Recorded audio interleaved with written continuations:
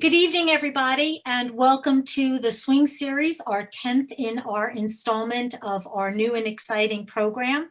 I want to say that I'm excited about this event, both from a personal perspective as well as this is the highest enrollment that we had at 198. So right now we have about 65 people coming on.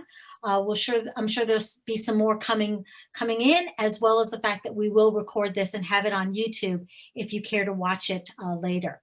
So I wanted to first give some administration or admin in regards to this. You guys are going to be in listening mode with no video. You'll see our video as well as the speaker. You will be able to chat if you have any questions or need something to be emphasized or a question on something. But we will also have during the course of this seminar a poll that is going to be anonymous, excuse me.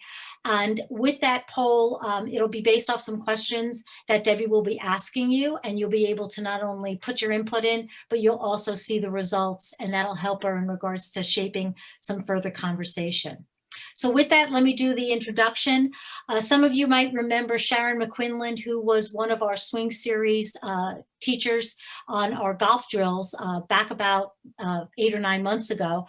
And Sharon had talked to me about meeting Debbie and seeing some of her work that she does in her mindset of a champion. And so I had gone through a free one-day seminar that she had, or 1-hour seminar. And Sarah and I talked and we said, hey, this would be great for us, because what really resonated with me is how I so frequently sabotage my own golf.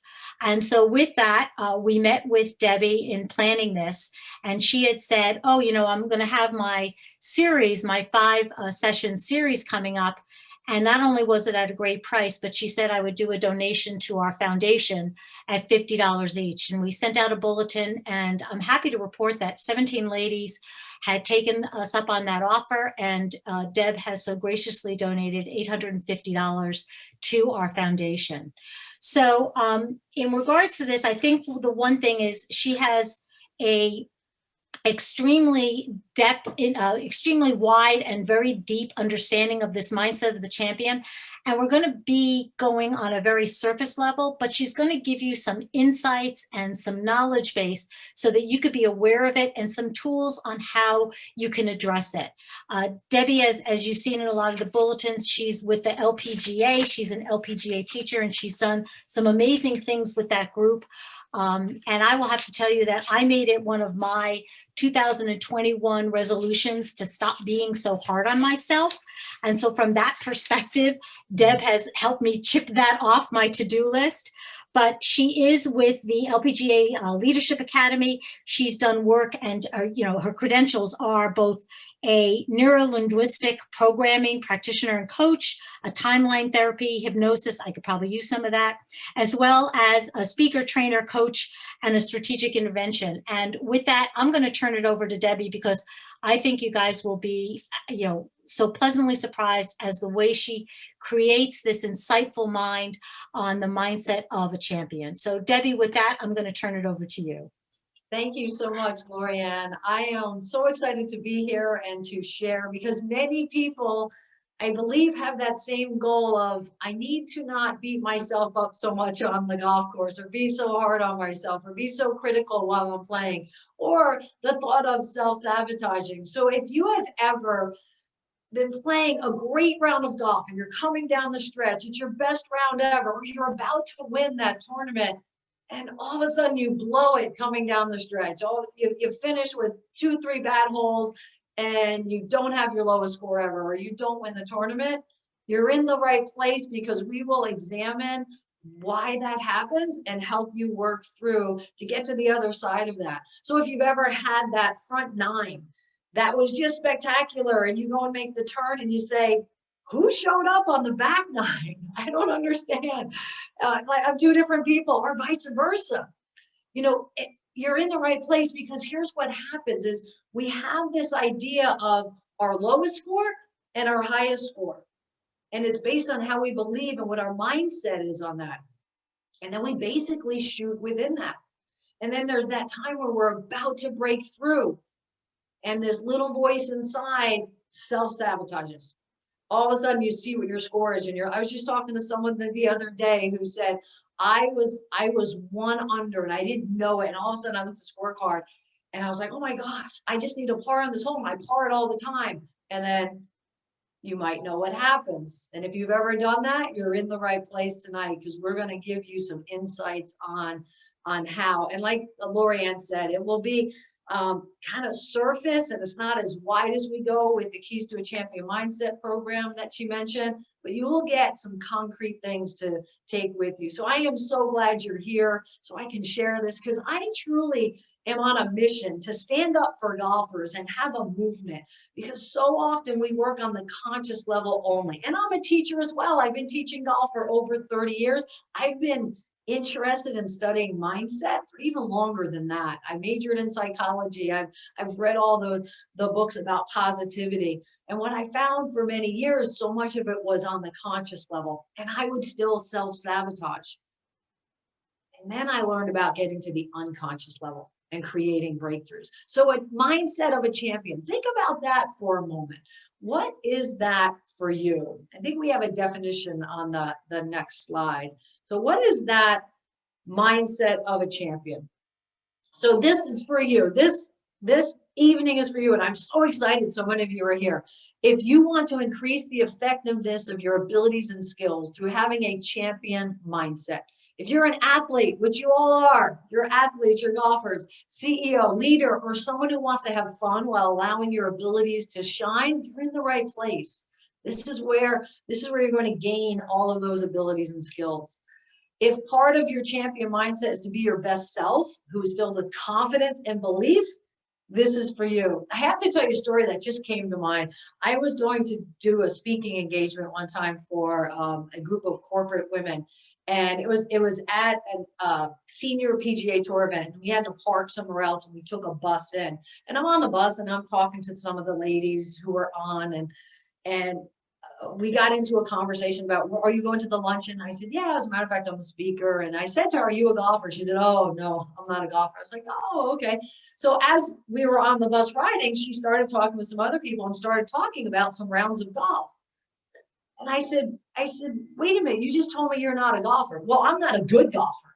Like all of a sudden that expectation of if she said she was a golfer, that meant she was really good. I said, no, I was just curious if you played. So that mindset, and especially when it comes to golf, is so interesting to find. So if we'll go to the next slide. So think about where you are with your mindset. Someone asked you that question, do you have the mindset of a champion? Think about what that means for you. And here we have a poll for it. So go ahead and put in there. It's yes, always, only in golf, only while not playing golf, sometimes I wish.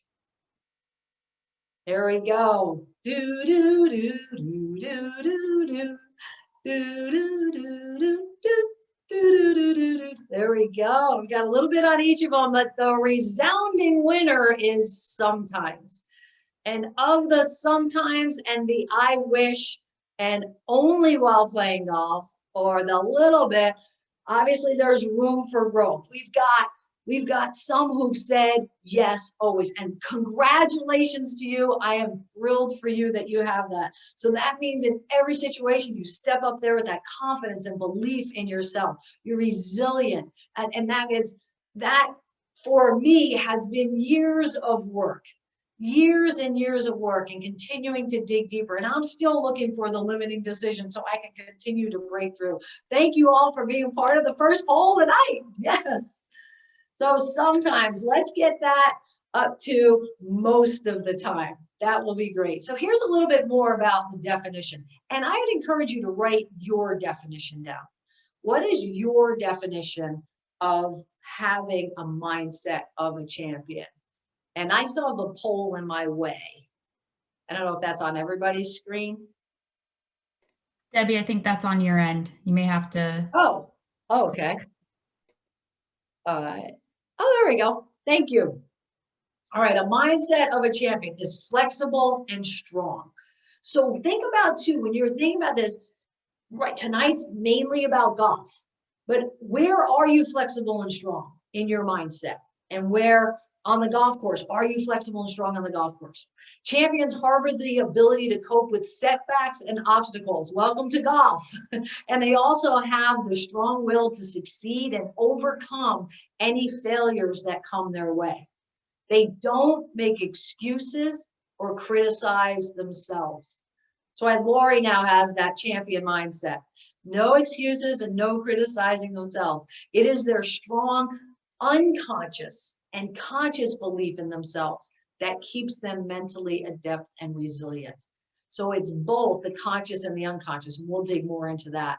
So a champion mindset refers to a life filled with confidence, authenticity, belief, achievement, and the fullness of everything you desire. If that's what you're looking for, you're in the right place tonight. A champion mindset signifies the contrast. Some of you may have felt this in golf. Contrast to feelings of doubt, worry, fear, lack, dissatisfaction, and such feelings may motivate a person to seek a change in their life. Some of you are looking for those nuggets, and I'm so excited to share them with you. You're in the right place to get those nuggets tonight. So this is about shifting mindset blocks. So what stops people? What stops people from doing the yo-yo diet? You know, on the right track, they're doing great, and they achieve their goal, and then they put the weight back on, and then not, and then up, and then down, or golf, doing pretty well, and then self-sabotaging and shifting that. So we just said it seeks people to make us change. Then what gets in the way? It's not willing to change or look at things differently. Well, you're here because you want to have some more tips, more advice, a nugget, some concrete skill or action that you can take with you. And that's what we'll provide tonight. So I don't think that first one's you. I think you're willing to change and look at things differently. You may not know how. For years, I didn't know how to take this to the deeper level in the unconscious mind. For years, I was, teaching mental game of golf skills, have your pre-shot routine, focus on your target, stay positive, take a deep breath, all that great stuff, the play box, the think box, learning all of that, what works great on the golf course. And then I didn't know how on the other. So even for you, if there's been times that you've worked on all of this and you're still like, I don't understand, it's just because you didn't know. By the end of this, you will know. Or you're just scattered, overwhelmed, and confused. It's like, woo, it's one of those. So they're the blocks. We don't have those blocks tonight. We're gonna get rid of those blocks. I want you to know that I get it. So I played other sports besides golf growing up, and I actually played college basketball. And then I went to golf. And so I always felt like I started too late to be a golf professional. Actually, a professional golfer was my first pursuit. And I would go and play in golf tournaments, and people would see me practice, and I'm athletic. So I had a good looking swing, and I looked like I was a professional golfer before I'd even played for, even a few months, because I had the movement pattern. I didn't have the game. And people would say, oh, I heard you went and played in a tournament. Yeah, well, what'd you shoot? And I'm like, I didn't play well. I didn't play. What'd you shoot? What'd you shoot? It was so much about the score. And then they beat it out of me, basically. And then I tell them, and they'd be like, you shot that? I came back and I shot 92 or 87 or, 86. I was like, I told you I didn't play well. But you practice all the time. And look at that swing you have. Right? So it was embarrassing. It was embarrassing to play in the tournament. I would make excuses and blame the coaches. For a year, I had a coach, my first coach, he would say, don't go play on the golf course. We're going to build your golf swing. So I became fearful of golf. I developed this mindset like I had to be perfect to play golf.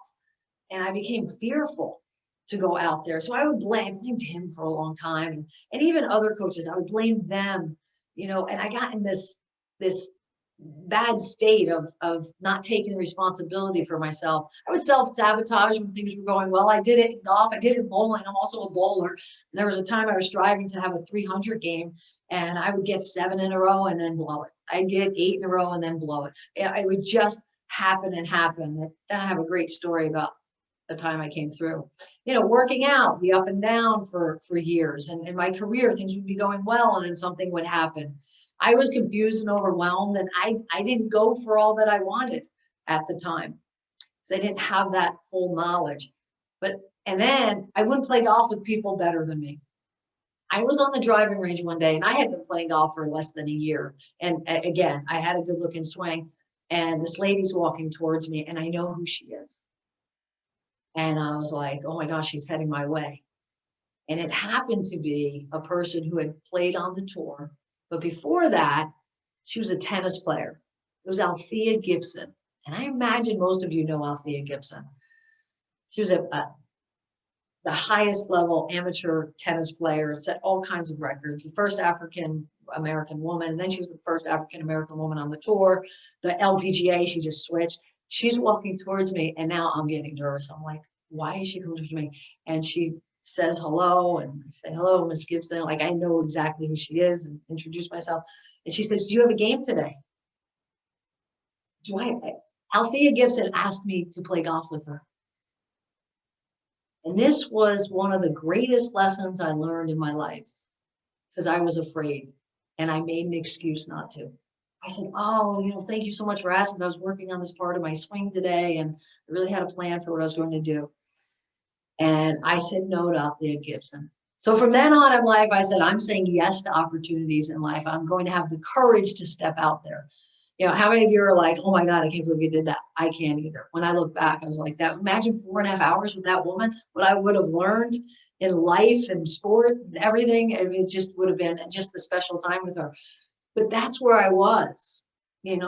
I felt like I couldn't be my authentic self. I was just afraid. I felt like I had to prove myself all the time. So I get it. If you've had any of those experiences, that first tee where you're afraid, I would go in those tournaments saying, no, just don't come in last. Just don't embarrass yourself. So I just want you to know that I understand. And now this is how I feel when I play golf.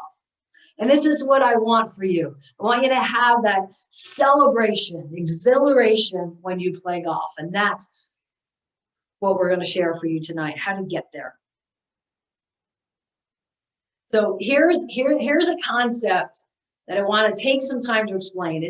Are you living in cause, which is reasons and results and solution? Cause is results and solutions, or effect, which are reasons and excuses. So effect would be, you step on the tee and you hear someone else say, or you may say, oh, wow, I don't know how I'm going to play today. I haven't played golf in a couple of weeks. So you're already setting yourself up for an excuse. Or, I think I have a whole list coming up. But this is really powerful to learn. So here is effect. I want you to understand this. When you basically are in the passenger seat of your golf game or in the passenger seat of your life. Here's some examples. The group in front of me was slow. It just messed up my timing.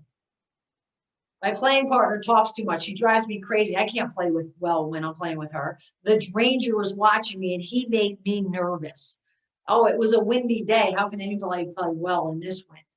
I didn't sleep well last night. You get on the tee. Yeah, I didn't sleep well last night. Or I haven't practiced in a few weeks. Or I just took a lesson. So don't expect too much. And all of a sudden, you're putting reasons and excuses out there. But not only are you putting out there, and there's a reason why, right? There's a reason we want to make sure everybody knows I might not be at my best today, but we're also telling our brain that, aren't we? But then we go out and we expect to play really well. The greens were slow, whatever it was, those excuses. So this is what effect is. When you have doubt and uncertainty, when you're not creative, you don't have ideas, like you kind of get stuck. It may ever happen in your career. Right? If you're blaming others and all of a sudden you're not in the driver's seat, you're in the passenger seat, your brain's like, well, it's everybody else. It's not me. And those ideas don't come. And we have these voices in our head. There's an ego. There's an inner child, an inner critic, these different voices. And one of them may be really louder than the others. But they're all like ego just kind of wants to prove yourself and it gets angry. The inner child is like, it's afraid. And it wants to protect you. The critic just criticizes you all the time. You're never good enough. And that's that voice in your head. When you're in effect, those are the voices you hear. Become a victim of circumstance. You blame and shame and justify all that. There's assumptions and judgments. And it really comes from limiting decisions and beliefs. And that's the part of digging deeper and find out, what is the limiting decision? What do I believe about myself? Oftentimes you might have that belief, I'm not good enough, and you're trying to prove yourself. But then because you don't think it's your fault, you're not good enough, you want to blame it on everyone else. I know, for example, for me, grew up as a great athlete. Both my parents were highly competitive. My dad hated to lose. My mom said be a good sport, but go win. And I felt success was if I won, I was the best, and I had my name in the paper. It was my decision is how I saw it. I felt loved, but still there was these expectations, and we never want to disappoint our parents. And there was a couple times I did, and then I found, I started to do a little the blaming and shaming. I'd have an injury and I'd have an excuse ready in case I didn't win. Not intentionally, consciously, but I noticed I would find myself with these little injuries. So I kind of had an excuse, and that was unconscious. Your unconscious mind is that powerful that it can create an injury so you can protect yourself. And you're in reactionary mode. So it's effect. It's blaming all the other situations on the golf course instead of being in cause. Instead of being in cause, when you're really thinking about you're in the driver's seat. So the story about really, I think I shared already that I would blame my coaches, and then I would have excuses for injuries. When I was a freshman in high school, I made the varsity basketball team. First day of practice, I turned my ankle. Right. So right there. And I was aware of it because I knew about the power of the mind and limiting beliefs I knew of it. I didn't quite know how to get to the limiting decision, but I knew about it. First game in college basketball, the day before I get an injury in my leg. So I have my leg wrapped, so I noticed these things. I hurt my hip when I was getting ready to qualify for the US Women's Senior Open. I was training and getting ready, and all of a sudden my hip. So these things, what I noticed was that in the big moments that would happen until we switch to cause. Now, cause is when you live in results and solution. You're actually in the driver's seat of your life. You're in the driver's seat of your golf game. You have confidence and belief in yourself. There's creativity. We need to be creative in golf, don't we? We need that creativity. You use your intuition. Now that's the voice we want to be the loudest, as opposed to the ego and inner child. How many of you had your intuition on the golf course say, no, don't use that club, use this club? Oh, there's more wind. You ever feel that or hear that however you do it? You might see it, feel it, know it, just have a knowing, that little voice in your head. Everybody ever do that? You're over the shot. You're about ready to hit, and this little voice says, I think this is too much club, or this isn't enough club. And then you kind of shake it out. Nah, this is my yardage. And you talk yourself into using the club, and then it came up however your intuition said it would. Anybody ever experienced that like I have? Imagine playing golf, listening to your intuition throughout the round, having that be the loudest voice, where that inner critic is quieter. The inner child of fear and protection is really quiet. Imagine that kind of golf. Your intuition on fire. You have inspired action. So you're motivated to go practice. You're excited about the plan and taking action and continuing to learn and grow. You take responsibility. You step on that first tee and not announcing any excuses. How are you doing today? Great, great, great. And you just have this confidence and belief, and you're just going out to play your game of golf. That's it. No matter what, you're not worried about being embarrassed. You're just playing, you're being your authentic self, and you're going out there to play golf and do your best and try your best. And you accept the outcomes. You're going to go out and play that way. And you're still thinking in results and solutions and opportunities. You hit a poor shot. Hey, this is an opportunity to make a great par on this hole out of the woods. That'll be an amazing par. That'll be an amazing saved bogey. What an opportunity I have here. When you think about some of the great shots in golf that we've all watched. Anybody remember Tiger's chip shot at the Masters? I believe it was the 12th hole. He chipped it up the hill. It went down. It hung on the lip and it went in. What an amazing shot. Well, he missed the green. How about Bubba's out of the right side at the Masters? Those are two that just pop into my head. What an amazing shot he hit. He hit a poor tee shot. So what an opportunity he had to pull off a big shot. What if you have that kind of mindset? on the golf course. And so you're aware and you learn. So if there are learning opportunities out there, after a round of golf, it's what did I learn? It's not all the bad holes you played.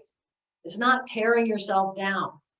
It's not having that inner critic just put you down. It's about, hey, on that hole, what did I learn? And you also, when you're in results and solution, you remember more of the good shots. I remember an interview with Jack Nicklaus one time, and they asked him, what happened on such and such hole when you had that double bogey? And he said, you know what, I don't remember, but I can tell you about the eagle I made on this hole. I can tell you that in detail. He was so good at forgetting the bad holes.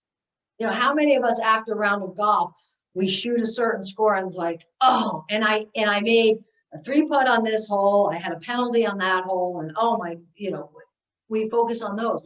What if you were in solutions and results and learning experiences and you got to focus on the positive holes? How much better would you feel? And how much more confidence can you develop going into the next one? How much better? That's like a key to a champion mindset, is having that. And that's what I'm here to share with you. So we're proactively thinking possibilities when you're in cause. So let me know in the chat if everybody's understanding the difference with cause and effect. And Lori, let me know. Just want to know if I'm explaining it well. So here's some cause. I have a pre-shot routine that gets me focused. So it doesn't matter if it's slow play. I have a pre-shot routine that gets me focused. Doesn't matter who's watching. How I react determines my outcome, and I am in charge of my reaction. I take responsibility for my thoughts and emotions out there on the golf course. I will do my best, one shot at a time. I remember my intention for playing golf. What do you love about golf? Why are you out there playing anyway? Remember that. It's important to know, because sometimes, we go out with an intention of, I'm going to be with my friends and we're going to have a great time. And all of a sudden it becomes all about the score. Or maybe you are competitive and you want to be competitive and you get there and you get a bet going and it's competitive and you enjoy that competitive part. So remember what you love about it. What is your intention when you get out on the golf course? I will practice on the putting green to get the pace. Right? I will practice if that's, I just see someone, I don't usually practice. You want to do what's best for you as long as you're in cause. So where we're in fact, is if we get out there and you say, oh my gosh, these greens were so slow, and you 3-putted the first 2 or 3 holes and you blame the pace of the green, rather than saying, no, wow, I practice on the putting green. I just need to adjust here. Right? So it's thinking solutions. What can I do to get that first putt closer? What can I do now to get the feel of the greens? Rather than blaming on, well, I should have played, I didn't have time. I don't know if that was what I just saw where I just glanced and saw, don't warm up. So this may not be you. And you're all free from everything I say about being in effect. Hopefully it's not you, or hopefully this is making sense to you. I will adjust the pace of my putts. If they're slower than I expected, I'll imagine the hole is 2 feet past it. And that's where I'm putting to every time. Or whatever, we're thinking never causes solutions and ideas, opportunities. How can I hit a more solid putt? How can I make this more firm? Or maybe you're on greens that are really faster than you expect. In the first hole, it goes way by. You go, wow, okay, what can I do? What can I learn from this first hole so I can be better going forward? I accept the outcome of my shots. So here's the difference, right? We're in cause. Imagine how much better that you will play. Imagine it. You can play even better being in cause. You're in results and solutions. You have confidence and belief in yourself. You're creative. Your intuition is on fire, giving you all the right answers. That little voice speaks to you even more. You're inspired. You take the responsibility for your game without any blaming of anything, without any justifying, right? It's opportunities and learning experiences. You're proactive. You are in the driver's seat of your golf game and your life. Whether it's you or people you've played golf with, you've heard people who are in effect. So think about this as a great exercise for you. Where are you in cause or effect? And I don't know, Sarah, I don't remember if we had a poll on this or not, but where are you? Okay, we do. Are you in cause or effect while playing golf? Excited to hear this one. And there's different areas that you can be in.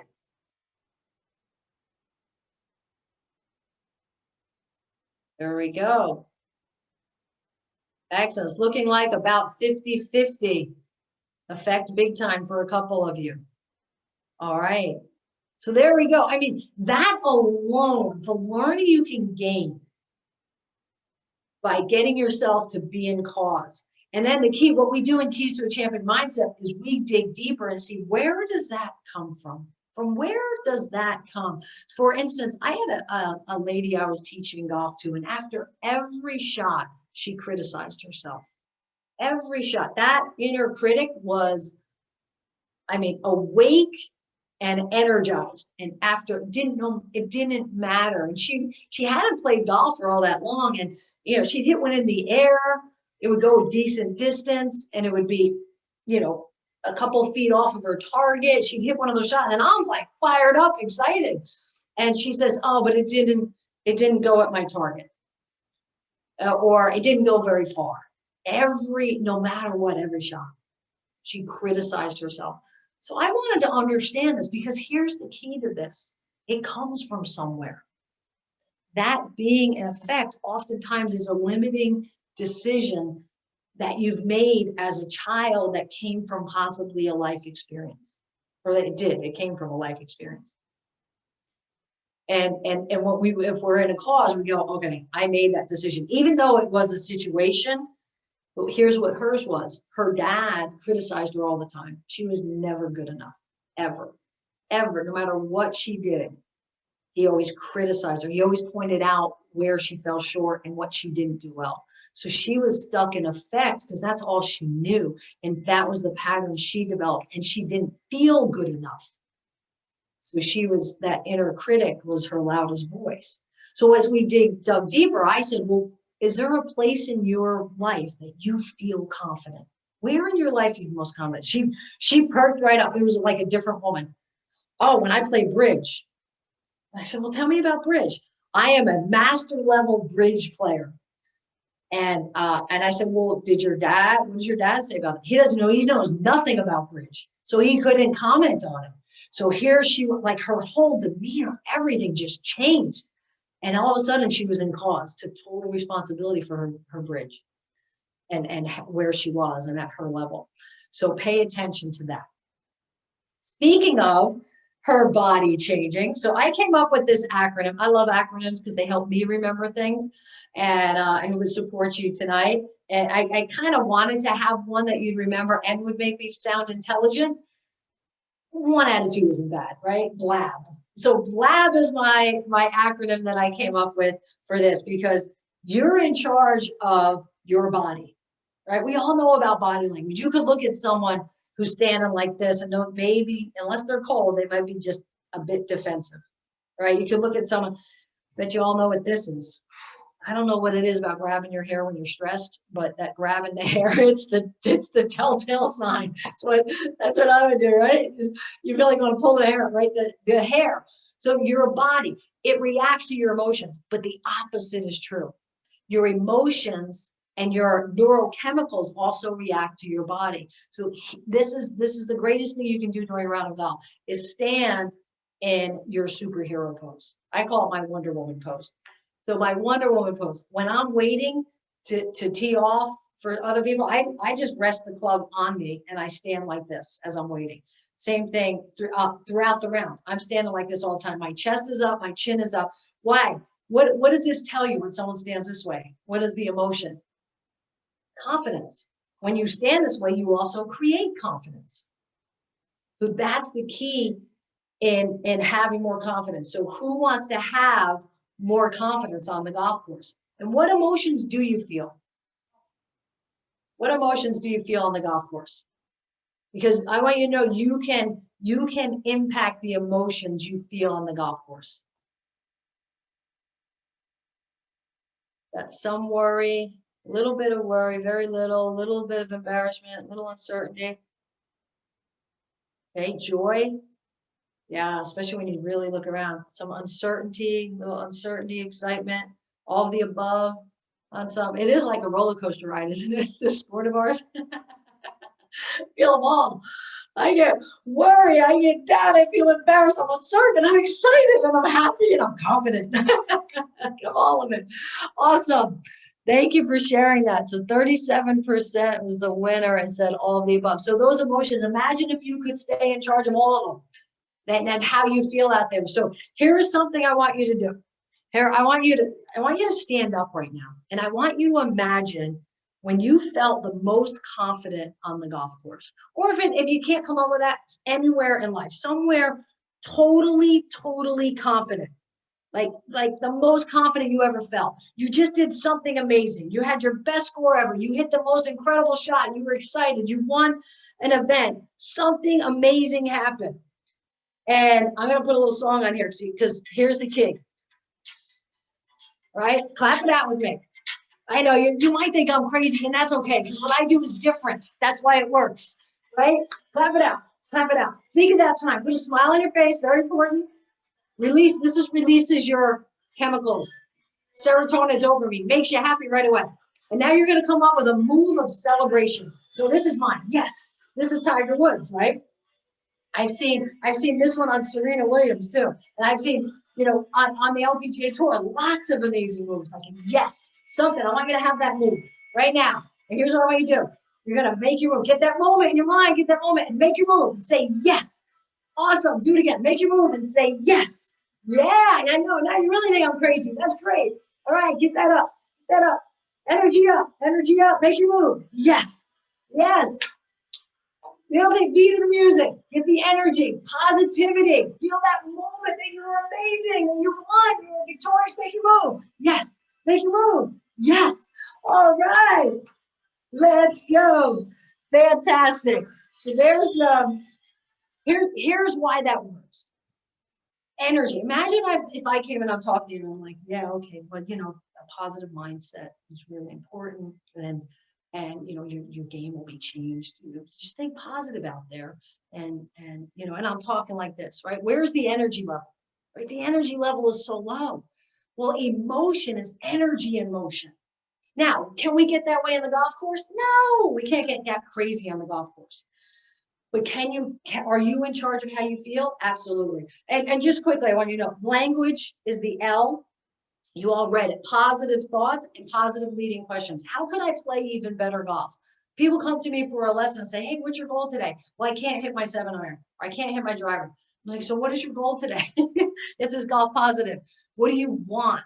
Right? How can I hit my driver better? That's a positive leading question. That's language. Appreciation. Anytime you want to feel better on the golf course, anytime you take a moment, you look around and say, I am so blessed to be out here. Wow, what a beautiful day. You know how sometimes you get that knot in your stomach after one of those holes or one of those shots? Just breathe, which is the last B in blab, and go to appreciation. Every part of blab lowers stress. Use your body, positive language, appreciation, and breathe. Write that down and use it on the golf course. Really important. And that's how you decide to be your #1 fan. You decide that you are in charge of how you feel. Answer this question. Who is in charge of how you feel? Say, I am. I am. Now say the whole sentence. I am in charge of how I feel. Yes. So you can, all those emotions that you feel on the golf course, you feel the uncertainty and the worry for a moment, you go, wait a minute. Make your move real quick, put a smile, and go. And it'll shift it for you. I want you to think about right now. Think about if in a year from now, you play your best golf. You're playing your best golf. Like, just picture, what would that look like? What would that feel like? What does it sound like at that pure shot? Right? What is that for you? The pure shots you're hitting, the people cheering for you, the congratulations at the scoreboard. What is it? What would you really want the most in golf? And I want you to imagine it right now. Get in that mode that it's a year from now, and I'm going to make kind of a presumption here You take golf lessons. You've learned mental game of golf. You may even work on your golf fitness. Because when I'm looking at this, having more confidence, winning tournaments is up there. It's not the biggest. Lower your handicap, a big goal. All right, but more confidence. So Blab 1 is going to help you get there. So imagine playing this year. Imagine playing this season coming up with confidence the whole year. You step up there with certainty. You have a champion mindset. You've unlocked it for yourself. Imagine that. It's possible. So here's what we want to know now. Why is that important to you? We're going to do this really amazing exercise, and because the why is the key to motivation. And I know and obviously I don't have a clock here. So Sarah, thank you for pushing me, because this could be a 3-hour, the keys to a champion mindset is 5 days, 90-minute webinars a day. So I'm scratching the surface a little bit. So I want to give you, I love to serve and I love to give. And I'm on this mission to change the industry to say, hey, it's so much deeper than just conscious. It's unconscious. We got to get down to the unconscious mind. So why is golf important to you? So we're going to do this thing where it's called 7 levels deep. I want you to have a pen and paper. So awesome exercise. Think about golf with a champion mindset. Think about what you just imagined at the end of this season. You look back and you're like, wow, I had confidence the whole time. I won some tournaments. My handicap is lower. Why is golf important to you? Ask yourself, write that down. Why is that important to you? And then I want you to look at that first answer, and I want you to read it, and just whatever comes to you, allow your unconscious mind to answer this. We're asking your unconscious mind, and trust your unconscious mind. Read that first answer and ask again, blah, blah, blah was your answer. Why do I want that? Why do I want that? Why is golf important to me? I love being with my friends. Well, why do I love being with my friends? Well, what does that give you? If it's that, I was just throwing out an answer. Now read number 1 and number 2 and say to number 2, why is that important to me? What's important to me about that? Just let the answer flow. We're going through this pretty quickly. Now the next one, ask number 3. What is important to me about that? Write down we're on number 4. Just keep reading that and do the next one. And then when you finish this, let us know in the chat. Go to the next line. Why is that important to me? This is really where it gets great. We're going deeper, deeper and deeper. Going deeper now, trusting our unconscious mind now. Wherever you are at the last line, whether it's 6, and we get an answer on 7, right? Why is that important to me? Did anyone feel a shift from conscious to either unconscious or conscious to your heart? Did anyone feel that shift? Because that's what I felt. Typically, when I do this exercise, and I've done it a number of times, I get to a point where I'm teary-eyed. Get to that point, because then it gets in your heart. And when you know your deepest level why, you're the most motivated. That's what's important about this. And then you want to focus on your motivation. Why is golf important to you? Have you ever thought about it? Why is it important to you? What does it do for you? What is it? Go ahead and let us know. When you got down to that, and it might not be here, but if it was one of these. Excellent.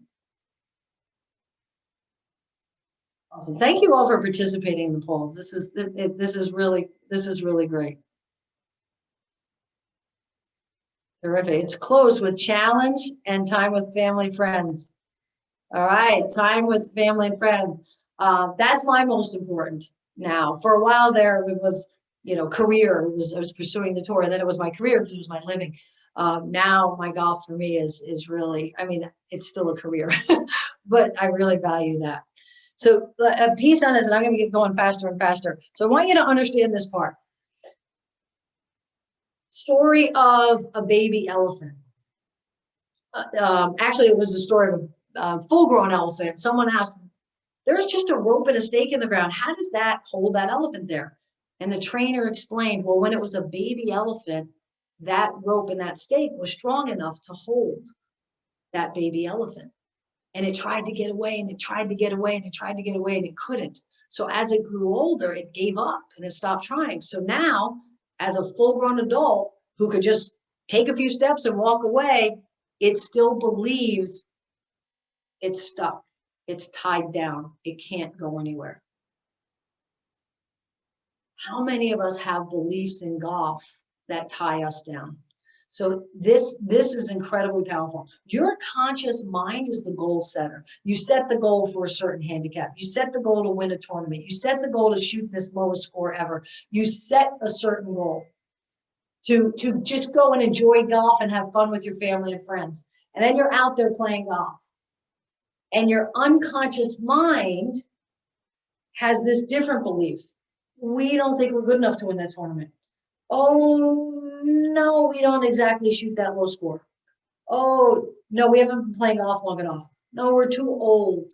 We started too late. No, we have a career and we work.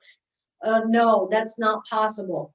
We don't believe in ourselves. We're trying to prove ourselves and now we're doing this for the wrong reason. Or, yeah, we're having a great time and now all of a sudden we're looking at the score because no, really the score is important to me. It's not just about fun because I feel less than if I don't shoot a certain score. And I'm trying to prove myself. I'm trying to prove my worth. You're not worthy of that. So if the unconscious mind isn't in alignment with your conscious goal, the unconscious mind wins. So we look at, there's a time in the 5 days, we look at your values and what is important and what motivates you.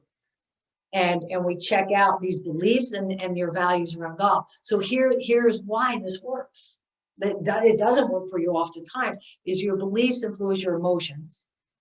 And your emotions will determine the actions you take, and that gives you the results. So if you have a belief that you're not that good and you're getting nervous because you're about to shoot your low score, you know, when I did that in bowling in my 300 game, and I did it in golf, it was a low round of the day in an LPGA teaching event, teaching club pros. Now we're called LPGA professionals. And I was nervous because I had a limiting decision when I would fail, I had a limiting decision. If you got nervous, you couldn't succeed. Why? I watched sports all the time growing up as a kid, and the person who failed, they said, oh, their nerves got to them. The person who succeeded, they have ice in their veins. And I heard that. So when I would get nervous going for my 300 game, my unconscious mind went, oop, nervous, can't succeed in sports. Same thing with golf. That would happen to me because I had that limiting decision and I had to get rid of it. And when I did, I had a 300 game. When I did, I shot the low round of the day, even though the nerves were there. So beliefs create emotions and actions and results. Bear power, I call it. I love my acronyms. Number one, fan, focused, action now. That's what number one fan is. Blab, breathe, body, language, appreciation, and breathe. Bear. Okay, so what do you think is keeping you from your best golf? What is keeping you, if you think about it, from out there playing your best golf day after day after day? What is keeping you from that? Is it your mindset, time, injuries? I don't choose to practice. Nothing. I play my best golf consistently. I wish I knew. Don't know if all the answers are there.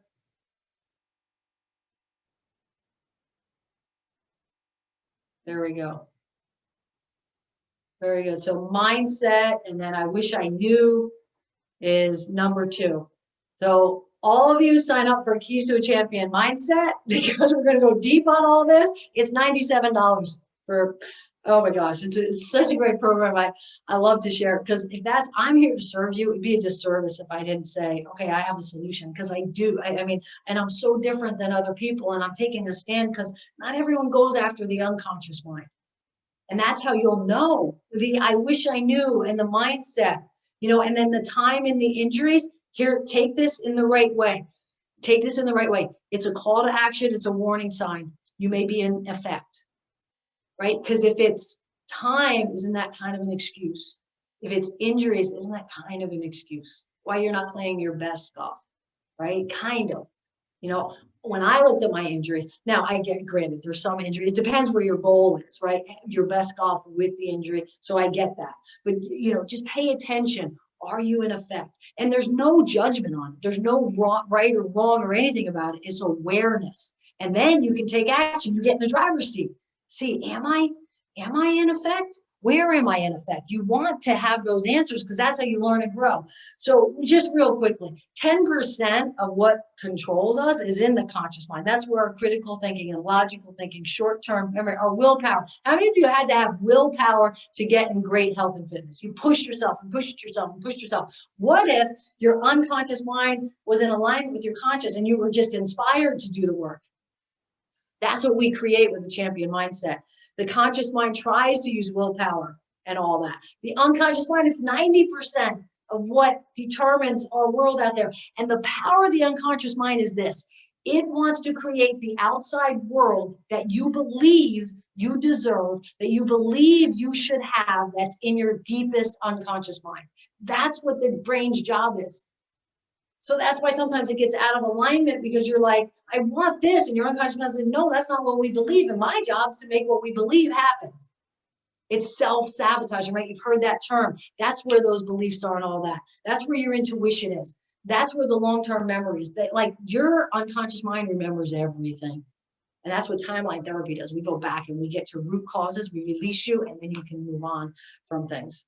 And that's where hypnosis. When I shot my 300 game, and when I shot my best score in golf in a tournament, I went to a sports psychologist and she made this meditation tape for me so we could get into the unconscious. So only conscious. I love to teach both because blab is conscious, isn't it? And I teach mental game of golf, which is conscious, right? What other pros teach. What I do the best now, where I'm so excited about, is the unconscious. That's why I'm different. So the conscious mind, it takes longer. Like I'm a fan of Tony Robbins. I've learned so much from him. I do incantations, and I'm getting it from here into the nervous system. Incantation, that takes longer. When we go to the unconscious mind, we get to the root cause, we can shift it like that. You decided to believe something. I'm not good enough. I'm not loved. I have to prove myself. I'm not an athlete. I can't succeed in sports.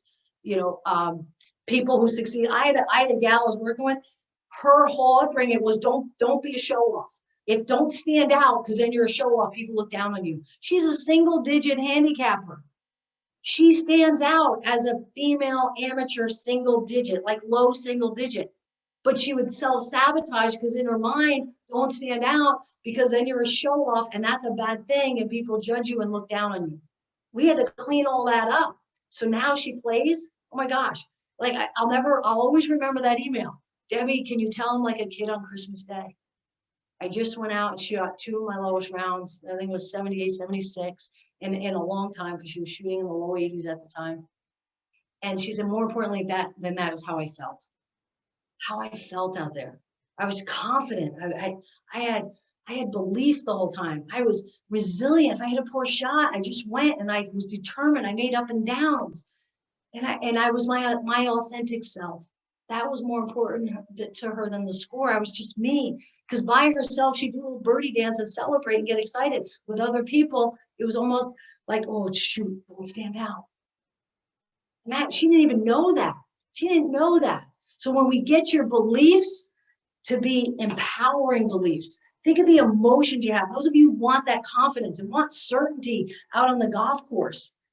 This is how you get it. You go to those beliefs and you create empowering beliefs, which creates positive emotions, which gives you positive actions. Who wants to swing, relax, tension-free? Who wants to swing that way in the golf course? I tell people all the time in golf, do your pre-shot routine, focus on the target, and visualize your shot like it means the world. And then step up to the ball and swing like you don't care. right? How many of us tried too hard to make the ball go somewhere? So do you have limiting thoughts? Beliefs around golf? Oh yes, all of my thoughts and beliefs are limiting and negative and critical. Most of the time, rarely, never. I'm always confident and filled with positive thoughts. Good for you, the one. I'm excited for you. Congrats, it's a nice way to play, isn't it? Yeah. And those of you with rarely, that's great. What if we did this again in 6 months and we did this poll and we had the rarely and the never, I'm always confident with positive thoughts, or all of you were at that, I'm always confident with positive thoughts. Can you imagine? rather than the most of the time, or even the couple of you who said, you know, you're doing that to yourself all the time. And I get emotional because you know what? You don't deserve that. You don't deserve to be criticized all day long. I did that in a round of, I'll never forget this round of golf. I beat myself up the whole time. And then I recognized it. And I went to myself and I looked in the mirror and I looked at myself and I said, I am so sorry I treated you that way for the last 4.5 hours. I literally did that. And then I said, I promise I'll never do that again. Because I realized it wasn't even fair to me. And never mind, how can you play good golf like that? And then what about your playing partners? They probably didn't have that great a time either. So I went and apologized to my playing partners too. So thank you for sharing. Thank you for being engaged in these polls. But I want you to know from my heart, you deserve to empower yourself and to uplift yourself. And there's a reason unconsciously that you're not. So that champion mindset, the conscious learnings can improve your game and lift and life. But in order to reach your full potential, you must shift your unconscious mind. So I picture it like a hot air balloon that's tied down. Have you ever been on one? I've been on one. And we get in the basket and just pretend we're tied down, but the person's hitting that heat and the heat's going up in the balloon and they're hitting it, and we're rising. We've got long ropes. We're rising. You've practiced. You've taken your lessons. You play lots of golf. You've played in tournaments. You've worked on the mental game of golf. You're in your golf fitness and you're rising, and all that energy is you're rising and getting best. And all of a sudden you stop. It's like, what happened? Oh, wait, we forgot the unconscious mind. There's some limiting beliefs that are keeping you tied down from being your full potential on the golf course, or playing to where you can play your absolute best. So let's untie those knots for you so you can play golf with certainty and confidence. So my clients do include professional athletes, C-suite executives, and multimillionaires. They're high performers. So I get it. I get the high performance mentality. There's still limiting decisions in there. You know, why would a multimillionaire not be happy all the time, or still criticize themselves, or only trying to prove themselves? Or you ever, you know, the up and down of all that. So keys to a champion mindset. So I just wanted to share this with you so that the next time we get together and we have that poll, we can have everybody say, yes, the whole time out there, I'm positive and I'm confident and I believe in myself. Imagine playing golf. How much better would you play? So it's, like I said, it's only $97 and I give 50 back to the foundation. I love to share that.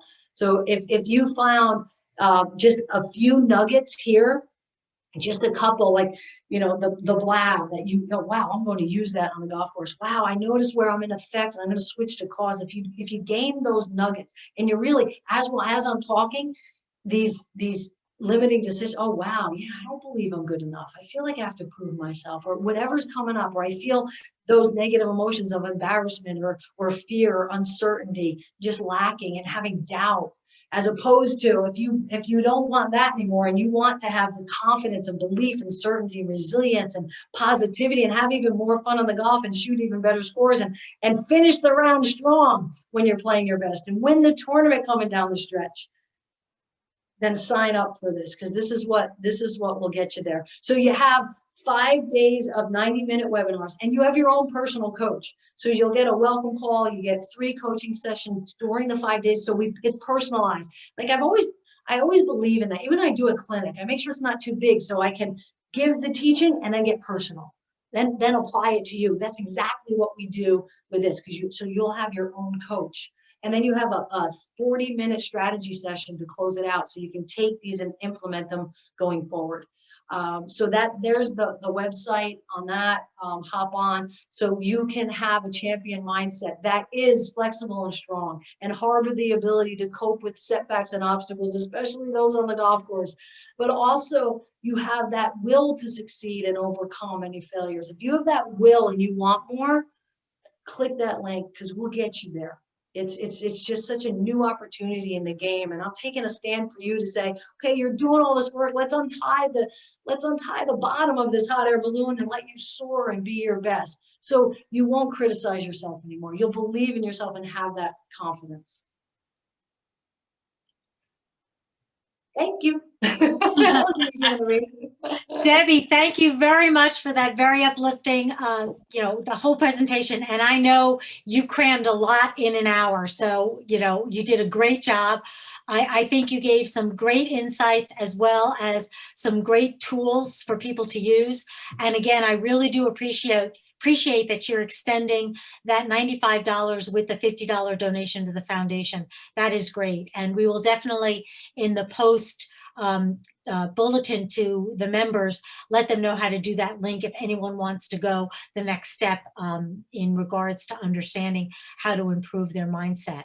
But with that, we had up to about 90 people, but some people probably getting ready for dinner. So we have 77 people. So I'd ask you now, Debbie, to give me 5 numbers from 1 to 74. 1 to 74, if you could give me 5 numbers. Okay, 11, 27, 33, 52, 67. How many is that? That's 5. Okay. Yeah, because I'm giving away my book, Golf Positive, Live Positive. We're giving away copies of the book, and one of you will get a free entry into the Keys to a Champion Mindset. Well, Carol Goldman has got the book. Let's see, 11, 12, 13, 14, 15, 16, 17, 18, 19, 21. It would take us a while to count. Oh, I thought they had numbers by them. That's how I'm doing it. Well, no, they don't.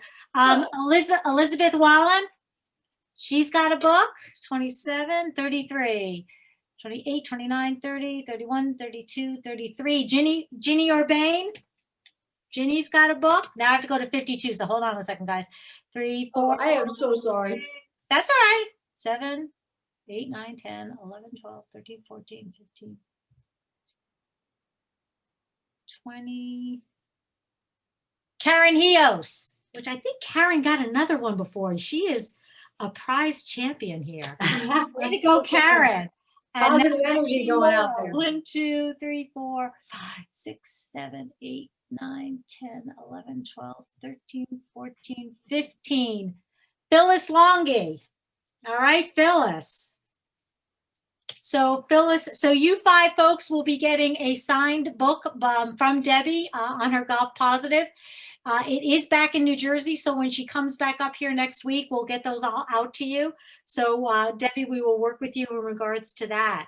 But I can't thank you enough. I really felt that I found some things to be aware of, which I think is the first part of it, being aware when you're going down the wrong path and you could take your mind down a rabbit hole. So I do appreciate the nuggets of information that you gave. So I do appreciate it, Debbie. Oh, you're welcome, and you're welcome to all of you. Now I put the chat up so I can see that you're writing that. So it is my pleasure. I love to share. I love to serve, and I love to give back. I have a girls golf program. I'm the lead professional for the Leadership Academy, which is teenage girls. So I love what you do in your foundation, and it's certainly a privilege to support you.